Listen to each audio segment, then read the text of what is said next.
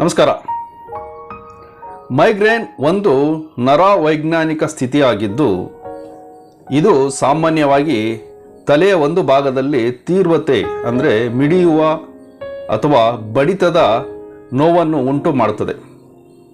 ಇದು ಕೇವಲ ತಲೆನೋವು ಮಾತ್ರವಲ್ಲದೆ ವಾಕರಿಕೆ, ವಾಂತಿ, ಬೆಳಕು ಮತ್ತು ಶಬ್ದಕ್ಕೆ ತೀವ್ರ ಸಂವೇದನೆ ಹಾಗೂ ಮಾತನಾಡುವಾಗ ತೊಂದರೆ ಹಾಗೂ ಮರಗಟ್ಟುವಿಕೆ, ಮೈಯೆಲ್ಲ ಜುಮ್ಮನ್ನಿಸುವಿಕೆ ಮುಂತಾದ ಇತರ ಲಕ್ಷಣಗಳು ಸಹ ಒಳಗೊಂಡಿರುತ್ತದೆ.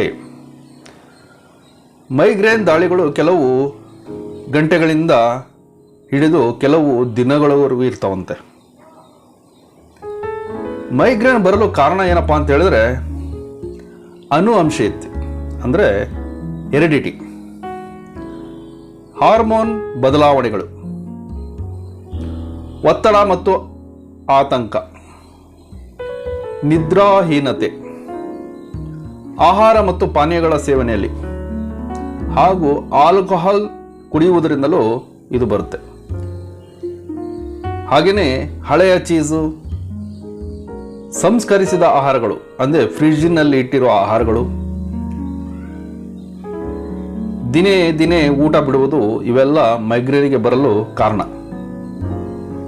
ಹಾಗೆಯೇ ಮತ್ತೆ ಇನ್ನೂ ಏನಪ್ಪ ಅಂತ ಹೇಳಿದ್ರೆ ಪರಿಸರ ಅಂಶಗಳು, ಪರಿಸರದಲ್ಲೂ ಮೈಗ್ರೇನು ಬರುವ ಚಾನ್ಸಸ್ ಇರುತ್ತೆ. ಪ್ರಕಾಶಮಾನವಾದ ಬೆಳಕು, ಜೋರಾದ ಶಬ್ದಗಳಿಂದ ಬರುತ್ತದೆ, ಬಲವಾದ ವಾಸನೆಗಳು,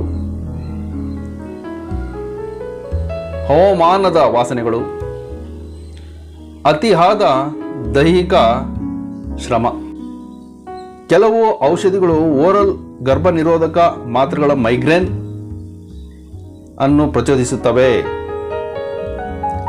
ಆದ್ದರಿಂದ ಮನೆಯ ಮದ್ದು, ನಿಮ್ಮ ಮನೆಯಲ್ಲಿ ಬಾದಾಮಿ ಇರುತ್ತೆ, ರಾತ್ರಿ ಮಲಗುವಾಗ 5 ರಿಂದ 10 ನೀರಲ್ಲಿ ನೆನೆಸಿಟ್ಬಿಟ್ಟು ಬೆಳಗ್ಗೆ ಅದನ್ನು ತಿಂದರೆ ಡೈಲಿ ಈ ಒಂದು ಮೈಗ್ರೇನನ್ನು